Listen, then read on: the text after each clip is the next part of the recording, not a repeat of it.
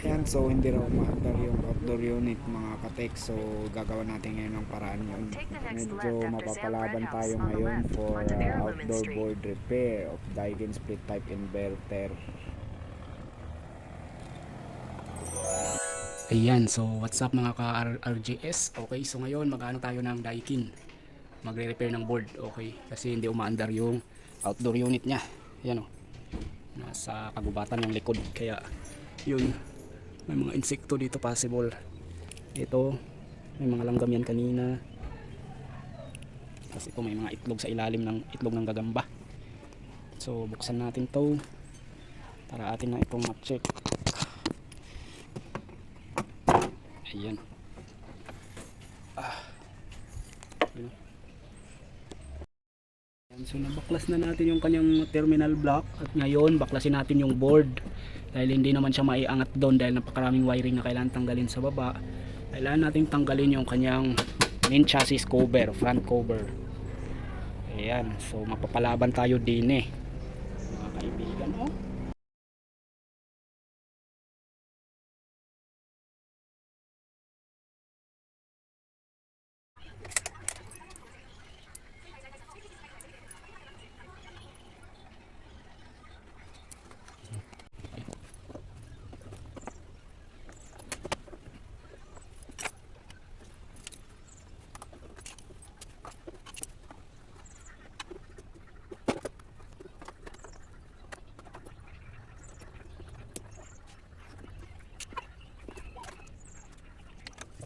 At ayan, dahil natanggal na natin, ayan, check na natin ng mabilisan to kung anong sira nito.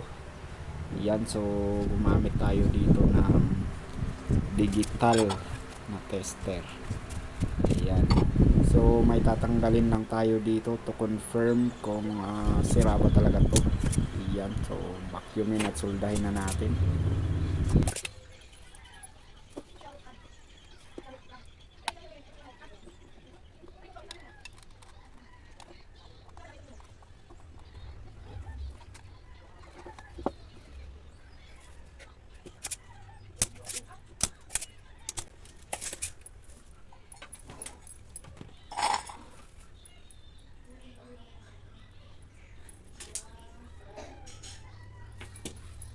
Ayan, so chine-check natin ngayon. Ayan, so para makita natin yung actual reading.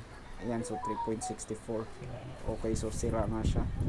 Okay, so yun, pinalitan na natin ng bago at i-attach na natin ito ngayon sa board. At ayan, dito na nga po ay napansin natin na hindi po magkapareho yung taba ng kanilang mga paa. Kaya ang ginawa natin dito ay binarinahan po natin yung main board. Ayan, so maliit na barina lang ginamit natin pero hindi na natin na ipakita sa video. Ayan, so ikabit na natin to para masolda na natin. Ayan, at hilangin na natin yan.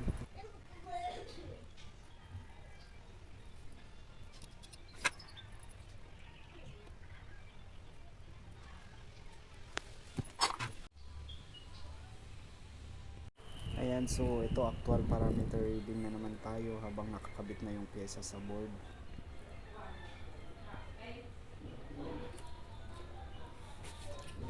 Ayan.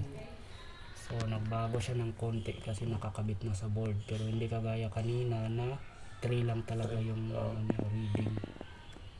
Okay. Ayan, so napalitan na natin. Ito yung dati, may tatak sa taas. Same value. Ito naman yung bago. Yun o. Magkaiba ng forma o. Mas mataba. Pero same lang yung value. Ayan, so tinesting natin, no. Tinesting natin, so gumana na siya, hindi na rin siya namamatay. Yun, no.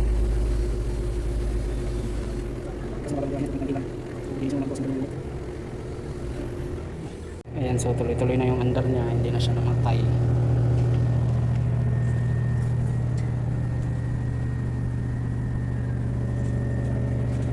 At ayan na nga po, sobrang lamig na yung ating unit at tapos na nating i-repair.